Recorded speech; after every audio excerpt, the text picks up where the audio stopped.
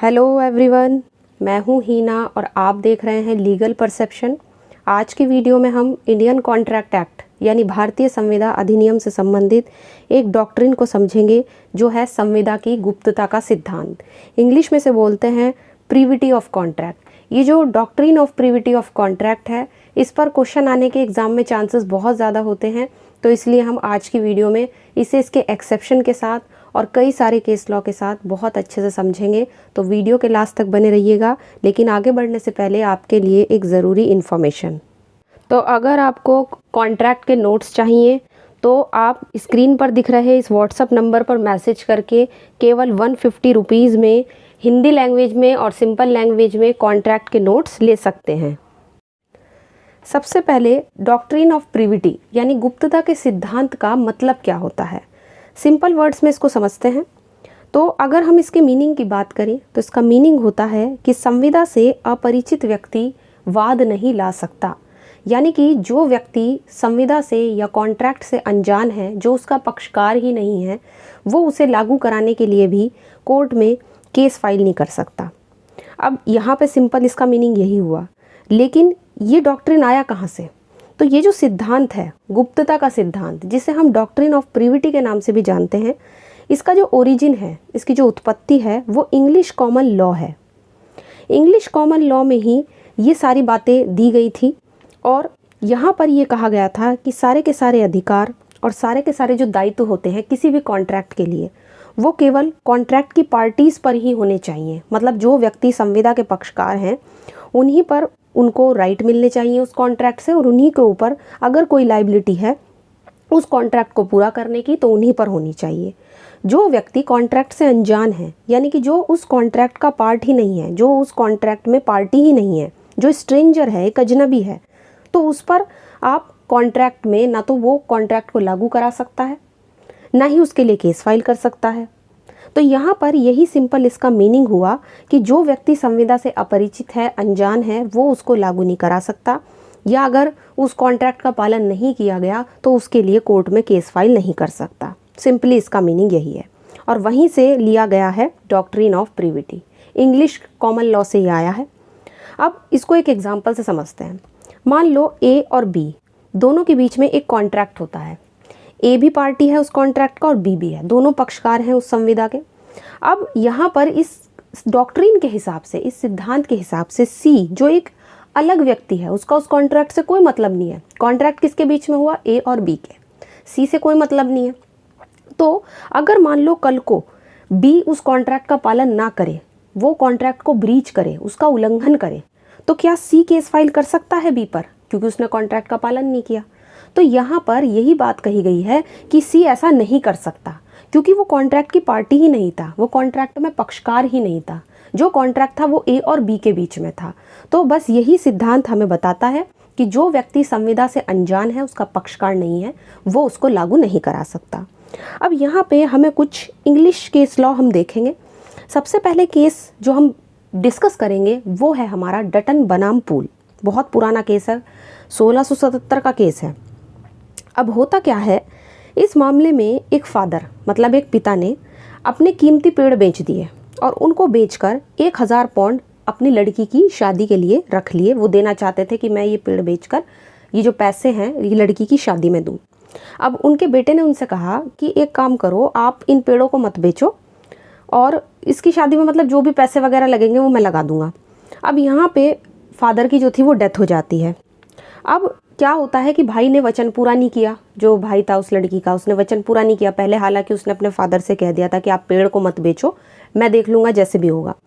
तो क्या होता है कि जो उसकी बहन थी उसने अपने भाई को वचन पूरा करने के लिए केस फाइल किया कि वो अपना प्रॉमिस पूरा करे जो उसने फादर से किया था।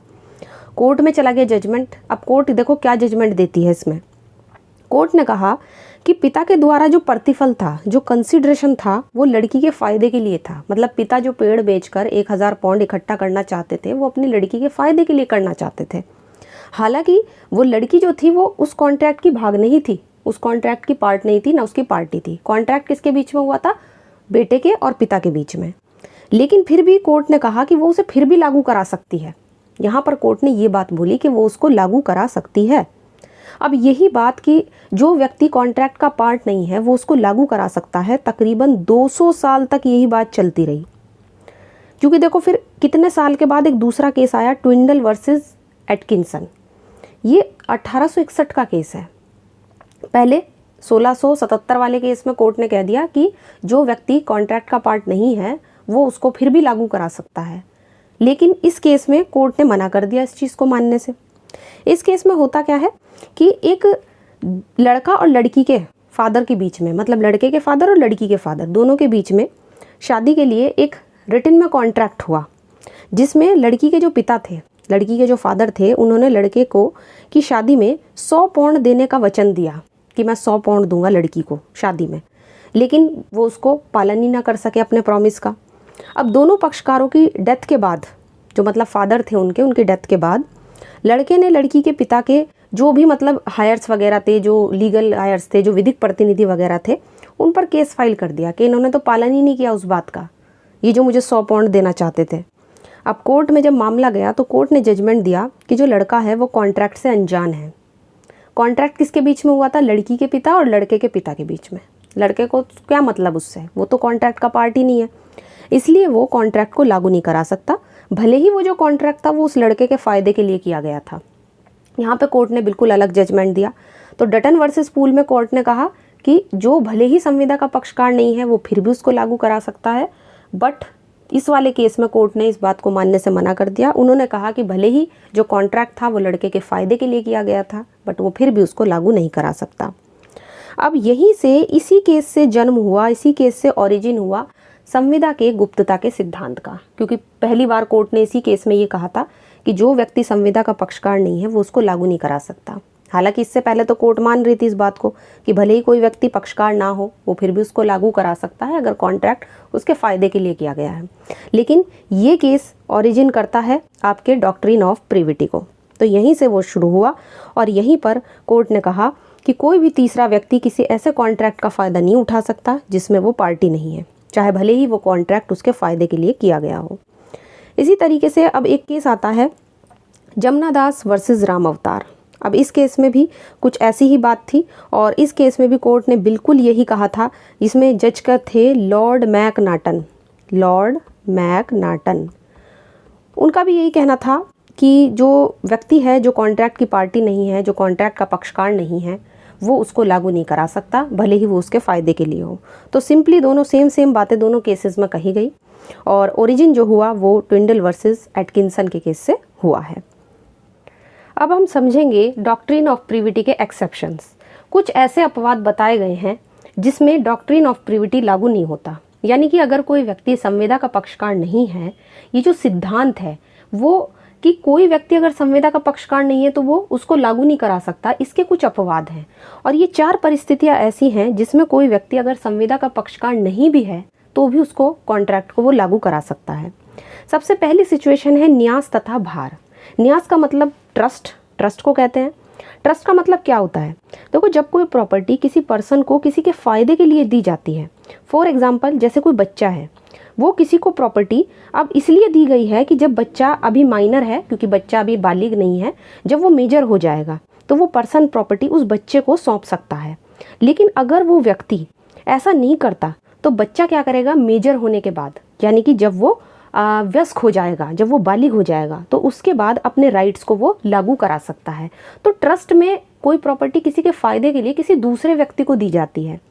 तो यहाँ पर ये कहा गया है कि अगर आपने कोई प्रॉपर्टी किसी को ट्रस्ट के लिए दे दी और बाद में वो व्यक्ति जिसको आपने प्रॉपर्टी किसी के फ़ायदे के लिए ट्रस्ट के लिए दी थी, अब वो उसको प्रॉपर्टी लौटा ही नहीं रहा, तो जिसके फ़ायदे के लिए आपने दी थी, जब वो अगर मान लो बच्चा है तो वो बड़ा होकर उसको लागू करा सकता है, क्योंकि वो जो कॉन्ट्रैक्ट था, ट्रस्ट का जो कॉन्ट्रैक्ट किया था आपने, वो उस बच्चे के फ़ायदे के लिए किया था। तो भले ही बच्चा उसमें पार्टी ना हो, लेकिन किया तो था आपने उसके फ़ायदे के लिए, तो इसीलिए यहाँ पर यही बताया गया है। तो सबसे पहला एक्सेप्शन है न्यास तथा भार, कि अगर आप किसी के लिए कोई ट्रस्ट कर देते हैं या किसी के ऊपर कोई चार्ज है तो वो उसको लागू करा सकता है, भले ही वो कॉन्ट्रैक्ट का पार्ट ना हो। इसके बाद नेक्स्ट आता है विवाह बंटवारा या पारिवारिक अनुबंध, है ना। कोई इसमें फैमिली सेटलमेंट से रिलेटेड चीज़ें आती हैं, जैसे मैरिज हो गया, पार्टीशन वगैरह, ये सब चीज़ें आती हैं। तो अगर ऐसा कोई भी सेटलमेंट होता है, ऐसा कोई भी मतलब पारिवारिक अनुबंध होता है, तो वहाँ भी एक ऐसा व्यक्ति करा सकता है उस कॉन्ट्रैक्ट को लागू जो भले ही उसका पक्षकार ना हो, लेकिन उस कॉन्ट्रैक्ट का, उस फैमिली सेटलमेंट का प्रभाव उस व्यक्ति पे भी अगर पड़ रहा है, तो दूसरे लोग उस सेटलमेंट में जो बेनिफिशरीज हैं, जो लाभार्थी हैं, जिसको उससे उनसे कुछ ना कुछ फ़ायदा मिलेगा, तो वो उसको लागू करा सकते हैं, क्योंकि उनका भी तो कुछ ना कुछ राइट लागू होगा, उनके भी तो कुछ ना कुछ अधिकार होंगे उस फैमिली सेटलमेंट में। तो भले ही कोई भी व्यक्ति इसमें पक्षकार ना हो, वो भी अगर परिवार का सदस्य है तो वो भी केस फाइल कर सकता है। जैसे फॉर एग्जाम्पल मान लो 2 भाई हैं। अब 2 भाई हैं, ये कॉन्ट्रैक्ट हुआ कि 2 भाई आपस में प्रॉपर्टी बांट लेंगे, बराबर बराबर हिस्सा रखेंगे, लेकिन माँ के नाम से पैसा जमा करते रहेंगे अपने अपने हिस्से में से, ताकि माँ का जो है वो मेंटेनेंस चलता रहे। अब बाद में उन्होंने पैसा ही नहीं दिया माँ को, उन्होंने मना कर दिया। तो यहाँ पे क्या होता है, मान लो अब उनकी जो बहन है, उनकी जो सिस्टर है, वो केस फाइल कर दे कि जो दोनों भाई थे वो माँ के लिए पैसा नहीं दे रहे हैं, जबकि पहले हमने कॉन्ट्रैक्ट में ये बात कही थी। तो कोर्ट इस तरीके से उसकी बात को मानेगी, क्योंकि ये फैमिली सेटलमेंट था और एक तरीके से इसका जो प्रभाव था, इसका जो इफ़ेक्ट था, वो परिवार के दूसरे मेंबर्स पर भी पड़ रहा था।